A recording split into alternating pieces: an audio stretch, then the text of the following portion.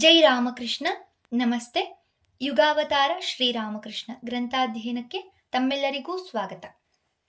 ಸಂಚಿಕೆ 122, ಅಧ್ಯಾಯ 76, ಹೃದಯನ ಹಗರಣ. ಶ್ರೀರಾಮಕೃಷ್ಣರೊಂದಿಗೆ ಅವರ ನೆಚ್ಚಿನ ಬಂಟ ಸೋದರಳಿಯ ಹೃದಯರಾಮನೂ ತೀರ್ಥಕ್ಷೇತ್ರಗಳನ್ನೆಲ್ಲ ದರ್ಶನ ಮಾಡಿಕೊಂಡು ಬಂದ. ಇವನು ದಕ್ಷಿಣೇಶ್ವರಕ್ಕೆ ಕಾಲಿಟ್ಟಾಗಿನಿಂದ ಇಷ್ಟು ವರ್ಷವೂ ಶ್ರೀರಾಮಕೃಷ್ಣರ ಸೇವೆಯನ್ನು ಎಡೆಬಿಡದೆ ಮಾಡಿದ್ದಾನೆ. ಅವರು ಹೋದಲ್ಲೆಲ್ಲ ನೆರಳಿನಂತೆ ಹಿಂಬಾಲಿಸಿದ್ದಾನೆ. ಆದರೆ ಅವನದು ಒಂದು ಬಗೆಯ ಗಡುಸು ಸ್ವಭಾವ. ಸೂಕ್ಷ್ಮವಾದ ನಯವಾದ ಭಾವನೆಗಳಿಗೆಲ್ಲ ಅವನಲ್ಲಿ ಎಡೆಯಿಲ್ಲ.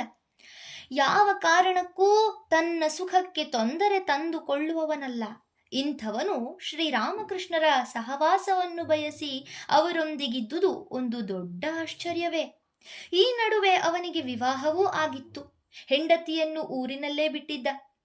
ಅಲ್ಲಿ ಅವನಿಗೆ ಸ್ವಲ್ಪ ಭೂಮಿ ಕಾಣಿ ಇತ್ತು. ತನ್ನ ಪುಟ್ಟ ಸಂಸಾರವನ್ನು ಅಭಿವೃದ್ಧಿಗೆ ತರುವುದು, ಸಾಧ್ಯವಾದಷ್ಟು ಮಟ್ಟಿಗೆ ಸುಖವನ್ನು ಅನುಭವಿಸುವುದು, ಇದು ಅವನ ಏಕಮಾತ್ರ ಆದರ್ಶ. ಶ್ರೀರಾಮಕೃಷ್ಣರಂತಹ ತಪಸ್ವಿಗಳ ಜೊತೆಯಲ್ಲಿಯೇ ಇದ್ದು ಅವರು ಸವಿಯುತ್ತಿದ್ದ ಭಗವದಾನಂದವನ್ನು ಕಂಡೂ ಅದರಿಂದ ಅವನ ಮೇಲೆ ಕಿಂಚಿತ್ತೂ ಪರಿಣಾಮವಾಗಲಿಲ್ಲವೇ ಎಂದರೆ ಇಲ್ಲವೆಂದೇ ಹೇಳಬೇಕಾಗುತ್ತದೆ. ಆಗಾಗ ಶ್ರೀರಾಮಕೃಷ್ಣರ ಭಾವ ಒಂದಿಷ್ಟು ಸಾಂಕ್ರಾಮಿಕವಾಗಿ ಅವನಿಗೆ ತಗುಲುತ್ತಿತ್ತು. ಅಂದರೆ ಅವನದು ಗಟ್ಟಿ ಮನಸ್ಸಾದ್ದರಿಂದ ಆಳವಾಗಿ ನಾಟುತ್ತಿರಲಿಲ್ಲ. ಏನು ಮಾಡಿದರೆ ತನ್ನ ಸುಖ ಹೆಚ್ಚೀತು ಎಂದು ಮರ್ಕಟನಂತೆ ಸದಾ ಅತ್ತಿತ್ತ ಕಣ್ಣು ಹಾಯಿಸುತ್ತಲೇ ಇರುತ್ತಿದ್ದ. ಅಂತಹ ಒಂದು ಅವಕಾಶ ಸಿಕ್ಕಿದರೆ ಸಾಕು, ಅತ್ತ ಓಡುತ್ತಿದ್ದ. ಆಗ ಮನಸ್ಸಿಗೆ ಸ್ವಲ್ಪ ಅಂಟಿಕೊಂಡಿದ್ದ ಭಗವದ್ಭಾವಗಳು ಉದುರಿ ಹೋಗುತ್ತಿದ್ದವು. ಅಲ್ಲದೆ ಶ್ರೀರಾಮಕೃಷ್ಣರಲ್ಲಿ ದೈವೀ ಶಕ್ತಿಗಳ ಆವಿರ್ಭಾವವನ್ನು ಪ್ರತ್ಯಕ್ಷ ಕಂಡದ್ದರಿಂದಲೂ ಅವರ ಮಹಿಮೆಯ ಬಗ್ಗೆ ಪ್ರಸಿದ್ಧ ಸಾಧಕರೆಲ್ಲ ಹೇಳಿದ್ದನ್ನು ಕೇಳಿಯೂ ಅವನಿಗೆ ಏನೋ ಒಂದು ಶಕ್ತಿ ಬಂದಂತಾಗಿತ್ತು. ಮಾವ ನನ್ನ ಮೇಲೆ ಬಹಳವಾದ ಪ್ರೀತಿ ವಿಶ್ವಾಸ ಇಟ್ಟಿದ್ದಾನೆ. ನನ್ನ ಸೇವೆಯ ಮೂಲಕ ನಾನು ಆತನ ಕೃಪಾ ವಿಶೇಷಕ್ಕೆ ಪಾತ್ರನಾಗಿರುವಾಗ ಆಧ್ಯಾತ್ಮಿಕ ರಾಜ್ಯದ ಅನುಭವಗಳೆಲ್ಲ ಒಂದು ರೀತಿಯಲ್ಲಿ ಈಗಾಗಲೇ ನನ್ನ ಕೈ ಸೇರಿವೆ. ಯಾವಾಗ ನನಗೆ ಅವುಗಳನ್ನೆಲ್ಲ ಪಡೆದುಕೊಳ್ಳುವ ಮನಸ್ಸಾಗುವುದೋ ಆ ಕ್ಷಣವೇ ಅವನು ತನ್ನ ದಿವ್ಯ ಶಕ್ತಿಯಿಂದ ನನಗವನ್ನು ಕೊಡಿಸುತ್ತಾನೆ. ಆದ್ದರಿಂದ ನಾನೇನೂ ತಲೆ ಕೆಡಿಸಿಕೊಳ್ಳಬೇಕಿಲ್ಲ ಎಂದು ನಂಬಿದ್ದ. ಇಷ್ಟರ ಮೇಲೆ ವಯಸ್ಸಾಗುತ್ತಾ ಆಗುತ್ತಾ ಹೇಗಿದ್ದರೂ ನನ್ನ ಸಂಸಾರವೂ ಒಂದು ಹದಕ್ಕೆ ಬಂದಿರುತ್ತದೆ. ಈ ಆಸೆಗಳೂ ಕಡಿಮೆಯಾಗಿರುತ್ತವೆ. ಆಗ ಧ್ಯಾನಗೀನಕ್ಕೆಲ್ಲ ಬೇಕಾದಷ್ಟು ಸಮಯವಿರುತ್ತದೆ. ಆಗ ನೋಡಿಕೊಂಡರಾಯಿತು ಎಂದು ಸಮಾಧಾನ ಹೇಳಿಕೊಂಡು ನಿಶ್ಚಿಂತನಾಗಿದ್ದ.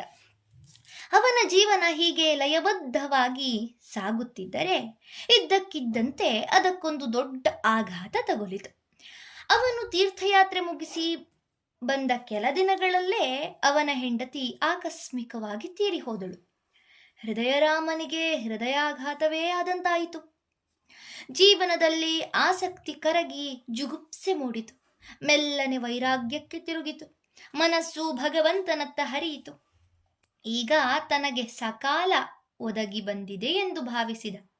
ಮೊದಲಿಗಿಂತ ಹೆಚ್ಚಾಗಿ ದೇವಿಯ ಪೂಜೆಯಲ್ಲಿ ನಿರತನಾದ. ಶ್ರೀರಾಮಕೃಷ್ಣರು ಮಾಡುತ್ತಿದ್ದ ಸಾಧನೆಗಳನ್ನೆಲ್ಲ ನೆನಪಿಸಿಕೊಂಡ. ನಾನು ಅವರಂತೆಯೇ ಮಾಡಿದರೆ ನನಗೂ ಆ ಸಿದ್ಧಿಗಳೆಲ್ಲ ಏಕೆ ಲಭಿಸಬಾರದು ಎಂದು ಆಲೋಚಿಸಿದ. ಸರಿ, ಅವರಂತೆ ತಾನೂ ಮೈಮೇಲಿನ ಬಟ್ಟೆಗಳನ್ನೂ ಜನಿವಾರವನ್ನೂ ತೆಗೆದಿಟ್ಟು ಧ್ಯಾನ ಮಾಡತೊಡಗಿದ. ಶ್ರೀರಾಮಕೃಷ್ಣರು ಇದನ್ನೆಲ್ಲ ಗಮನಿಸಿದರು. ಮನದಲ್ಲೇ ನಕ್ಕರು. ಆದರೆ ಹೃದಯ ಅಷ್ಟಕ್ಕೆ ಸುಮ್ಮನಾಗಲಿಲ್ಲ. ಮಾವನ ಬಳಿ ಬಂದು ಕಾಡತೊಡಗಿದ. ಮಾವ, ನಾನು ಎಷ್ಟು ವರ್ಷಗಳಿಂದ ನಿನ್ನ ಜೊತೆಯಲ್ಲೇ ಇದ್ದೇನೆ. ನಾನು ನೋಡುತ್ತಲೇ ಇದ್ದೇನೆ. ನಿನ್ನಷ್ಟಕ್ಕೆ ನೀನು ಆಧ್ಯಾತ್ಮಿಕ ಆನಂದದಲ್ಲಿ ಮುಳುಗಿರುತ್ತೀಯೇ. ಎಂತೆಂಥದೋ ಅದ್ಭುತ ದರ್ಶನಗಳನ್ನೆಲ್ಲ ಪಡೆದುಕೊಳ್ಳುತ್ತೀಯೇ. ಅಲ್ಲದೆ ಇನ್ನು ಯಾರಿಗೋ ಅಂತಹ ಅನುಭವಗಳನ್ನೆಲ್ಲ ಮಾಡಿಸಿಕೊಡುತ್ತೀಯೆ. ಆದರೆ ನನಗೆ ಮಾತ್ರ ನೀನು ಒಮ್ಮೆಯೂ ಅಂಥದ್ದೇನನ್ನು ಕೊಡಲೇ ಇಲ್ಲ. ಅಲ್ಲವೋ ಹೃದು, ನಿನಗೇನು ಕಡಿಮೆಯಾಗಿದೆ ಎಂದು ಹೀಗೆ ಹೇಳುತ್ತಿದ್ದೀಯೇ? ಈಗ ನಿನಗೇನು ಬೇಕು ಹೇಳು. ನಾನು ನಿನ್ನ ಹಾಗೆ ಸಮಾಧಿ ಸ್ಥಿತಿಗೇರಬೇಕು. ಈ ಲೋಕದ ಪರಿವೆಯನ್ನೇ ಮರೆತು ನಿನ್ನಂತೆ ಆನಂದದಲ್ಲಿ ತಲ್ಲೀನನಾಗಿ ಬಿಡಬೇಕು. ನನಗೆ ಅಂತಹ ಸ್ಥಿತಿಯನ್ನು ಕೊಡಿಸು. ಏನು, ಸಮಾಧಿಯೇ? ಹೃದು, ನನ್ನ ಮಾತು ಕೇಳುತ್ತೀಯಾ? ಸುಮ್ಮನೆ ಆ ಸಮಾಧಿ ಗಿಮಾಧಿಯನ್ನೆಲ್ಲ ಮರೆತು ಈಗಿರುವಂತೆಯೇ ಇರಪ್ಪ ನೀನು.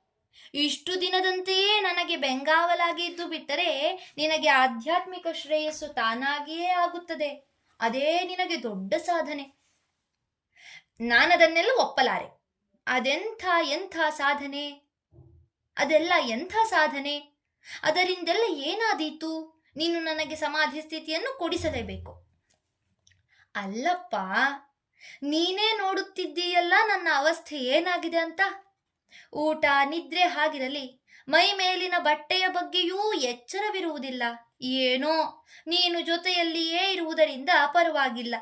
ಈಗ ನನಗೂ ನಿನಗೂ ಇಬ್ಬರಿಗೂ ಆ ಅವಸ್ಥೆ ಬಂದು ಬಿಟ್ಟರೆ ಆಮೇಲೆ ನಮ್ಮನ್ನು ನೋಡಿಕೊಳ್ಳುವವರು ಯಾರಪ್ಪ?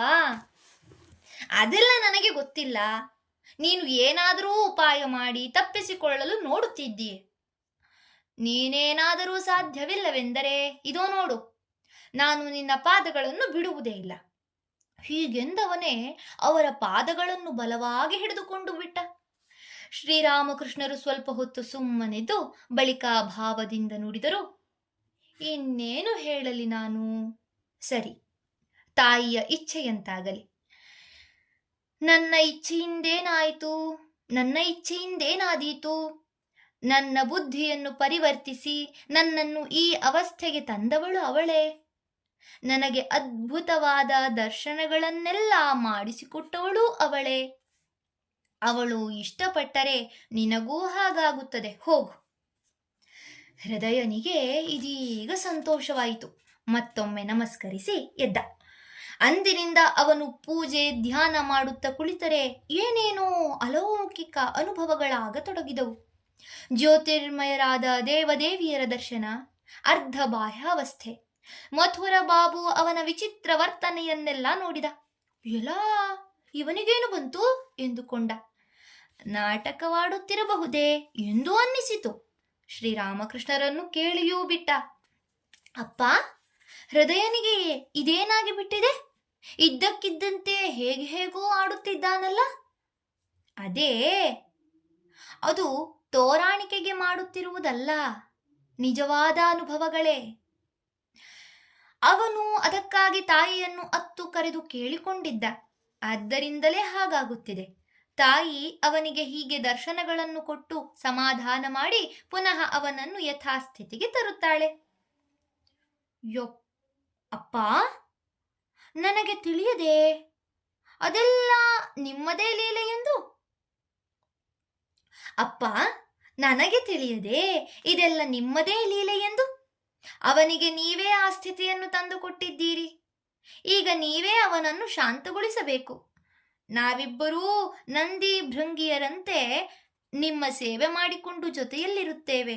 ಈ ದರ್ಶನ ಸಮಾಧಿಗಳೆಲ್ಲ ನಮಗೇಕಪ್ಪ. ಶ್ರೀರಾಮಕೃಷ್ಣರು ಸುಮ್ಮನೆ ನಕ್ಕರು. ಇದಾಗಿ ಕೆಲ ದಿನಗಳಾದವು. ಒಂದು ರಾತ್ರಿ ಶ್ರೀರಾಮಕೃಷ್ಣರು ನಿದ್ರೆಯಿಂದೆದ್ದು ಪಂಚವಟಿಯತ್ತ ಹೊರಟರು. ಹೃದಯ ಇದನ್ನು ಕಂಡ. ಅವರಿಗಾಗಿ ಒಂದು ಚೊಂಬು ನೀರನ್ನೂ ಚೌಕವನ್ನೂ ತೆಗೆದುಕೊಂಡು ಹಿಂಬಾಲಿಸಿದ. ಹೋಗುತ್ತಾ ಹೋಗುತ್ತಾ ನೋಡುತ್ತಾನೆ, ಅತ್ಯಂತ ವಿಚಿತ್ರವಾದ ದೃಶ್ಯವೊಂದು ಕಾಣುತ್ತಿದೆ. ಶ್ರೀರಾಮಕೃಷ್ಣರು ಸ್ಥೂಲ ದೇಹಧಾರಿಯಾದ ಮನುಷ್ಯರಲ್ಲ. ಅವರ ದೇಹದಿಂದ ಅಪೂರ್ವವಾದ ಜ್ಯೋತಿಯೊಂದು ಹೊರಸೂಸುತ್ತಿದೆ. ಅದರಿಂದಾಗಿ ಪಂಚವಟಿಯ ಪ್ರದೇಶವೆಲ್ಲ ಪ್ರಕಾಶಿತವಾಗಿದೆ. ಅವರು ನಡೆಯುವಾಗ ಅವರ ಜ್ಯೋತಿರ್ಮಯವಾದ ಪಾದಗಳು ನೆಲವನ್ನು ಸೋಂಕದೆ ಗಾಳಿಯಲ್ಲಿಯೇ ಮುನ್ನಡೆಯುತ್ತಿವೆ. ಮೊದಲಿಗೆ ಇದೇನೋ ತನ್ನ ಕಣ್ಣಿನ ದೋಷವಿರಬೇಕೆಂದು ಭಾವಿಸಿದಾತ. ಅಲ್ಲಿಯೇ ನಿಂತು ಕಣ್ಣುಗಳನ್ನು ಮತ್ತೆ ಮತ್ತೆ ಉಜ್ಜಿಕೊಂಡ, ರೆಪ್ಪೆಗಳನ್ನು ಮಿಟುಕಿಸಿದ, ಅತ್ತಿತ್ತ ನೋಡಿದ. ಅತ್ತ ಗಂಗಾ ನದಿಯೆಂದಿನಂತೆ ಜುಳುಜುಳನೆ ಹರಿಯುತ್ತಿದೆ. ಮರಗಿಡಗಳು ಗಾಳಿಗೆ ಮೆಲ್ಲನೆ ತೂಗುತ್ತಿವೆ. ಸುತ್ತಲಿನ ಕಲ್ಲು ಮಣ್ಣುಗಳೆಲ್ಲ ಹಾಗೇ ಇವೆ. ಆದರೆ ಎದುರಿಗೆ ಶ್ರೀರಾಮಕೃಷ್ಣರನ್ನು ನೋಡಿದರೆ ಮತ್ತದೇ ದೃಶ್ಯ. ಅರೆರೆ, ಇದೇನಿದು? ಅಥವಾ ನನ್ನಲ್ಲೇ ಏನಾದರೂ ಬದಲಾವಣೆ ಆಗಿದೆಯಾ? ಎಂದುಕೊಂಡು ಹೃದಯ ತನ್ನನ್ನೇ ನೋಡಿಕೊಳ್ಳುತ್ತಾನೆ. ನೋಡಿದರೆ ತಾನೂ ಸಹ ದಿವ್ಯ ದೇಹಧಾರಿಯಾದ ಜ್ಯೋತಿರ್ಮಯನಾದ ದೇವಪುರುಷನೇ ಆಗಿದ್ದಾನೆ. ನಿರಂತರವೂ ಭಗವಂತನ ಸಹವಾಸದಲ್ಲಿದ್ದು ಆತನ ಸೇವೆ ಮಾಡುತ್ತಿರುವ ಸಂಗಾತಿ ನಾನು. ಅಷ್ಟೇ ಅಲ್ಲ, ಆತನ ಅಂಶ ವಿಶೇಷನೇ ತಾನು. ಆದರೆ ಈಗ ಆತನ ಸೇವೆ ಮಾಡುವ ಉದ್ದೇಶದಿಂದಲೇ ತಾನು ಆತನಿಂದ ಬೇರೆಯಾಗಿ ಮತ್ತೊಂದು ಶರೀರವನ್ನು ಧರಿಸಿ ಬಂದಿದ್ದಾನೆ. ಈ ದೃಶ್ಯವನ್ನು ಕಂಡಾಗ, ತನ್ನ ಜೀವನದ ರಹಸ್ಯ ಅರಿವಾದಾಗ ಹೃದಯನಲ್ಲೊಂದು ಆನಂದದ ಪ್ರವಾಹ ಉಕ್ಕಿತು. ಅವನು ತನ್ನನ್ನೇ ಮರೆತ, ಜಗತ್ತನ್ನೇ ಮರೆತ, ಜನ ಏನೆನ್ನುತ್ತಾರೆಂಬುದನ್ನೂ ಮರೆತ. ಅರ್ಧ ಬಾಹ್ಯಾವಸ್ಥೆಯಲ್ಲಿ ಕೈಗಳನ್ನು ಮೇಲೆತ್ತಿ ಹುಚ್ಚನಂತೆ ಬೊಬ್ಬೆ ಹಾಕಿದ. ಓ ರಾಮಕೃಷ್ಣ, ಓ ರಾಮಕೃಷ್ಣ, ಅಹಾ, ನಾವು ಮನುಷ್ಯರಲ್ಲ, ನಾವು ಇಲ್ಲೇಕಿರಬೇಕು? ಬಾ, ದೇಶ ದೇಶಾಂತರಕ್ಕೆ ಹೋಗಿ ಜೀವರನ್ನೆಲ್ಲ ಉದ್ಧಾರ ಮಾಡೋಣ. ನೀನೇನಾಗಿದ್ದೀಯೋ ನಾನು ಅದೇ ಆಗಿದ್ದೇನೆ. ಹೀಗೆ ಮತ್ತೆ ಮತ್ತೆ ಕೂಗಿದ. ಇವನ ಅರ್ಚುವಿಕೆಯನ್ನು ಕೇಳಿದ ಶ್ರೀರಾಮಕೃಷ್ಣರು ಗದರಿಸಿದರು. ಸಾಕು, ನಿಲ್ಲಿಸೋ, ಏಕೆ ಹಾಗೆ ಅರಚಿಕೊಳ್ಳುತ್ತಿದ್ದೀಯ? ಈ ಅಪರಾತ್ರಿಯಲ್ಲಿ ಇದೇನು ಗಲಭೆಯೊಂದು? ಸುತ್ತಮುತ್ತಲ ಜನರೆಲ್ಲ ಓಡಿ ಬರುತ್ತಾರೆ. ಆದರೆ ಹೃದಯ ಸುಮ್ಮನಾಗುತ್ತಾನೆಯೇ? ಅವನಿಗೆ ಅಷ್ಟು ಸಂತೋಷ, ಉದ್ರೇಕ ಆಗಿಬಿಟ್ಟಿದೆ. ಮತ್ತೂ ಜೋರಾಗಿ ಕೂಗಿದ. ಆಗ ಶ್ರೀರಾಮಕೃಷ್ಣರು ಹತ್ತಿರ ಬಂದು ಇವನ ಎದೆಯನ್ನು ಸವರುತ್ತಾ, ತಾಯಿ, ಈ ದಡ್ಡನನ್ನು ಮತ್ತೆ ಜಡವಾಗಿರಿಸು ಎಂದರು. ಹೃದಯ ಬುಡ ಕಡಿದ ತೆಂಗಿನ ಮರದಂತೆ ಆ ಉನ್ನತಾವಸ್ಥೆಯಿಂದ ಸಾಧಾರಣ ಪ್ರಜ್ಞೆಗೆ ದೊಪ್ಪನೆ ಬಿದ್ದ. ಅವನ ದರ್ಶನ, ಆನಂದ, ಉದ್ರೇಕ ಎಲ್ಲವೂ ಕ್ಷಣ ಮಾತ್ರದಲ್ಲಿ ಮಾಯವಾದವು. ಮತ್ತೆ ಅವನು ಮೊದಲಿನ ಒರಟು ಹೃದಯನೇ ಆದ. ಮಗುವಿನ ಕೈಗೆ ಸಿಹಿ ತಿನಿಸನ್ನು ಕೊಟ್ಟು ಮರುಕ್ಷಣವೇ ಕಿತ್ತುಕೊಂಡರೆ ಎಷ್ಟು ಸಂಕಟವಾಗುತ್ತದೆ. ಅದಕ್ಕಿಂತ ಹೆಚ್ಚು ಸಂಕಟ, ಆಕ್ರೋಶಗಳಿಂದ ಹೃದಯ ಬಿಕ್ಕಿ ಬಿಕ್ಕಿ ಅಳುತ್ತಾ ನುಡಿದ, ಅಯ್ಯೋ ಮಾವಯ್ಯ, ಇದೇನು ಮಾಡಿಬಿಟ್ಟೆ ನೀನು? ನನ್ನನ್ನು ಜಡವಾಗಿಸುವಂತೆ ತಾಯಿಗೆ ಯಾಕೆ ಹೇಳಿದೆ? ನಾನು ಎಂಥ ಆನಂದವನ್ನು ಅನುಭವಿಸುತ್ತಿದ್ದೆ, ಎಂಥ ಅದ್ಭುತವನ್ನು ಕಂಡೆ. ಅಯ್ಯೋ, ನನಗಿನ್ನು ಅದು ಮತ್ತೆಲ್ಲಿ ಸಿಕ್ಕೀತು? ಹೃದು, ಅಷ್ಟೊಂದು ದುಃಖಿಸುವಂಥದ್ದು ಏನಾಯಿತೀಗ? ನೀನು ಯಾವಾಗಲೂ ಪೂರ್ತಿ ಜಡವಾಗಿರು ಎಂದೇನು ಹೇಳಲಿಲ್ಲ ನಾನು. ಸದ್ಯಕ್ಕೆ ಸ್ವಲ್ಪ ಶಾಂತನಾಗಿರು ಎಂದೆ ಅಷ್ಟೇ. ಅಲ್ಲಪ್ಪ, ಒಂದು ಸಾಮಾನ್ಯವಾದ ದರ್ಶನವನ್ನು ಕಂಡೇ ನೀನು ಇಷ್ಟೆಲ್ಲ ಗಲಾಟೆ ಎಬ್ಬಿಸಿಬಿಟ್ಟೆಯಲ್ಲ, ಅದಕ್ಕೆ ನಾನು ಹಾಗೆ ಹೇಳಬೇಕಾಯಿತು. ನಾನು 24 ಗಂಟೆಯೂ ಅಂತಹ ಎಷ್ಟೋ ದರ್ಶನಗಳನ್ನು ಕಾಣುತ್ತಿರುತ್ತೇನೆ. ನಾನು ಹಾಗೆಯೇ ಕೂಗಾಡುತ್ತೇನೆಯೇ? ನೋಡು, ಅಂತಹ ಅನುಭವಗಳನ್ನೆಲ್ಲ ಪಡೆಯಲು ನಿನಗೆ ಸರಿಯಾದ ಸಮಯವಿನ್ನೂ ಒದಗಿ ಬಂದಿಲ್ಲ. ಆದ್ದರಿಂದಲೇ ನಾನು ಅಂದು ಇವೆಲ್ಲ ಬೇಡಪ್ಪ ಎಂದು ಹೇಳಿದ್ದು. ನೀನೀಗ ಶಾಂತನಾಗಿರು, ಒಳ್ಳೆಯ ಸಂದರ್ಭ ಒದಗಿದಾಗ ಅಂಥದನ್ನೆಲ್ಲ ಕಾಣುವೆಯಂತೆ. ಹೃದಯ ಮರು ಮಾತನಾಡಲಿಲ್ಲ. ಆದರೆ ನಿರಾಸೆ, ದುಃಖ ಒಳಗೇ ಕೊರೆಯುತ್ತಿತ್ತು. ಆ ಕ್ಷಣಕ್ಕೆ ಸುಮ್ಮನಾದರೂ ಮತ್ತೆ ಅವನಲ್ಲಿ ಅಹಂಕಾರ ತಲೆ ಎತ್ತಿತ್ತು. ಅದೇಕೆ ಸಾಧ್ಯವಿಲ್ಲವೋ ನೋಡೇ ಬಿಡೋಣ ಎನ್ನಿಸಿತು. ಜಪ ಧ್ಯಾನಗಳನ್ನು ಹೆಚ್ಚು ಹೆಚ್ಚು ಮಾಡುತ್ತಾ ಬಂದ. ಮತ್ತೊಂದು ಆಲೋಚನೆ ಹೊಳೆಯಿತು. ಶ್ರೀರಾಮಕೃಷ್ಣರು ಸಾಧನೆ ಮಾಡಿ ಸಿದ್ಧಿಗಳನ್ನೆಲ್ಲ ಗಳಿಸಿದ್ದು ಪಂಚವಟಿಯ ಬುಡದಲ್ಲಿ ಅಲ್ಲವೇ? ಸರಿ, ನಾನು ಹಾಗೇ ಮಾಡುತ್ತೇನೆ. ಒಂದು ದಿನ ಗಾಢ ರಾತ್ರಿಯಲ್ಲಿ ಹಾಸಿಗೆಯನ್ನು ಬಿಟ್ಟೆದ್ದು ಪಂಚವಟಿಗೆ ಹೋದ. ಅಲ್ಲಿ ಶ್ರೀರಾಮಕೃಷ್ಣರ ಆಸನದಲ್ಲಿ ಧ್ಯಾನಕ್ಕೆ ಕುಳಿತ. ಆಶ್ಚರ್ಯವೆಂಬಂತೆ ಶ್ರೀರಾಮಕೃಷ್ಣರಿಗೂ ಅದೇ ವೇಳೆಗೆ ಅತ್ತ ಹೋಗುವ ಮನಸ್ಸಾಯಿತು. ಅವರಿನ್ನೂ ಪಂಚವಟಿಯ ಹತ್ತಿರ ಬಂದಿಲ್ಲ. ಅಷ್ಟರಲ್ಲೇ ಹೃದಯನ ಕರುಣಾಜನಕವಾದ ಕೂಗು ಕೇಳಿಸಿತು.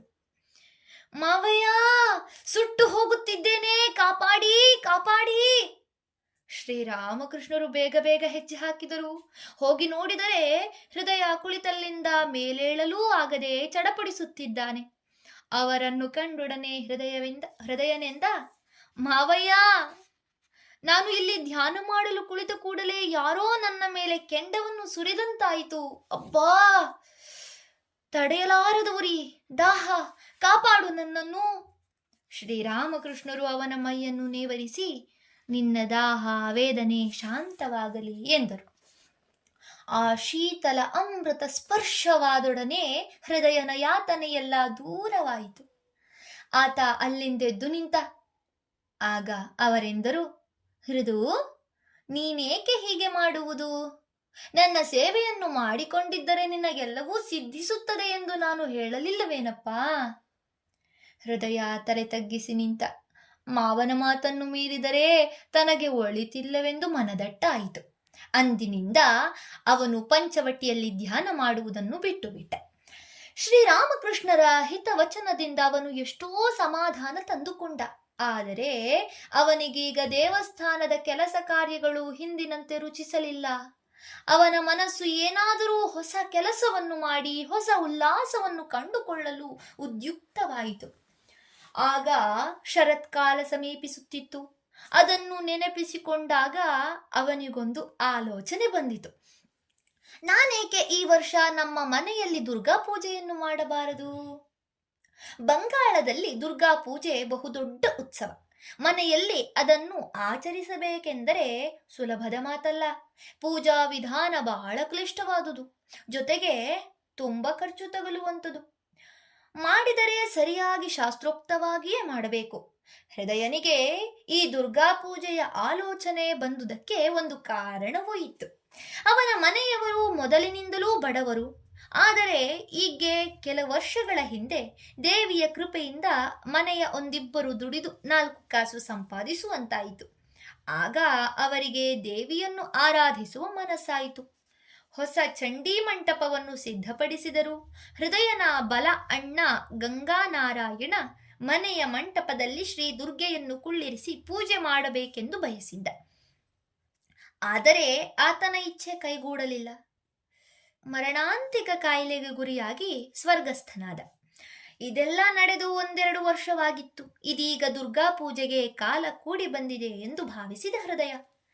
ಶ್ರೀರಾಮಕೃಷ್ಣರಿಗೆ ಈ ವಿಷಯ ತಿಳಿದಾಗ ಅವರೇನೂ ಬೇಡವೆನ್ನಲಿಲ್ಲ.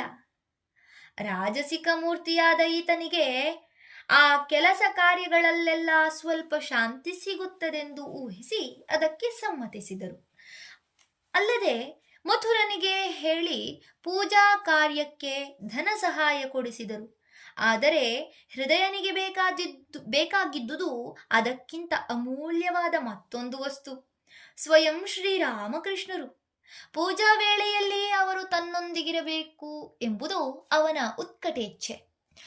ಇದಕ್ಕೆ ಮಾತ್ರ ಮಥುರ ಕಡ್ಡಿ ಮುರಿದಂತೆ ಹೇಳಿಬಿಟ್ಟ.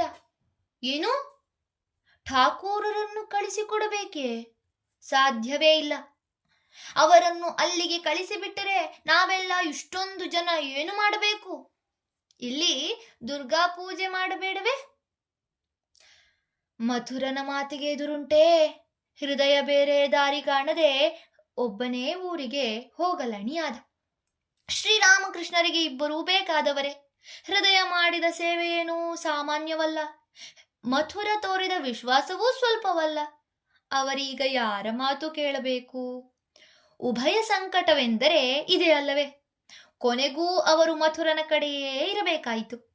ಆದರೆ ಅವರ ಮನಸ್ಸು ದುಃಖದಿಂದ ಹೊರಟು ನಿಂತ ಹೃದಯನೊಂದಿಗೇ ಹೊರಟಿತು. ಅವನ ಬಳಿ ಸಾರಿ ವಾತ್ಸಲ್ಯದಿಂದ ನುಡಿದರು, ಹೃದು, ಏಕೆ ದುಃಖಿಸುತ್ತಿದ್ದೀಯೇ? ನಾನು ಬರುವುದಿಲ್ಲವೆಂದೆ. ನಿನಗೊಂದು ಮಾತು ಹೇಳುತ್ತೇನೆ, ಕೇಳು.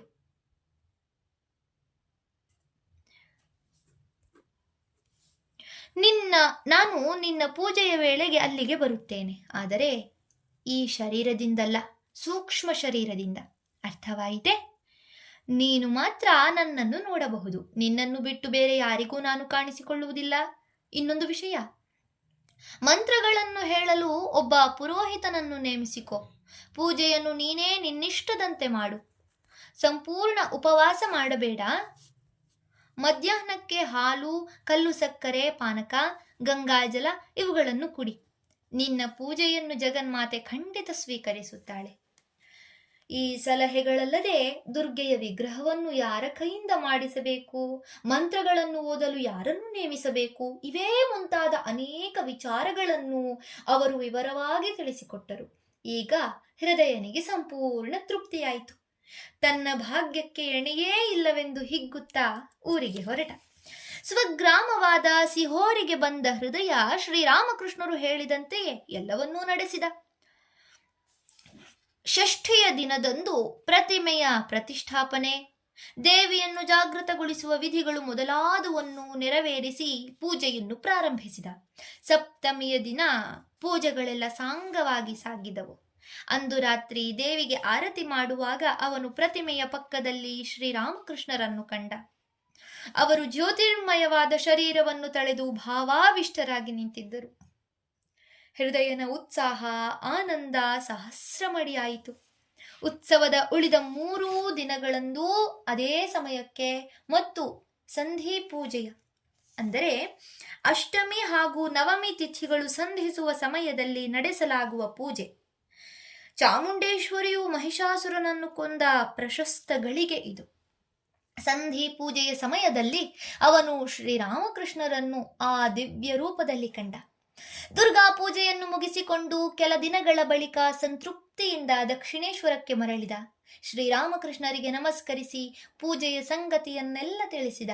ಆಗ ಅವರೆಂದರು, ಹೌದು, ಆರತಿ ಸಂಧಿ ಪೂಜೆಯ ಸಮಯಗಳಿಗೆ ಸರಿಯಾಗಿ ನಿನ್ನ ಪೂಜೆಯನ್ನು ನೋಡಬೇಕೆಂಬ ಆಸಕ್ತಿ ನನಗುಂಟಾಗಿ ನಾನು ಭಾವಾವಿಷ್ಟನಾಗಿದ್ದೆ.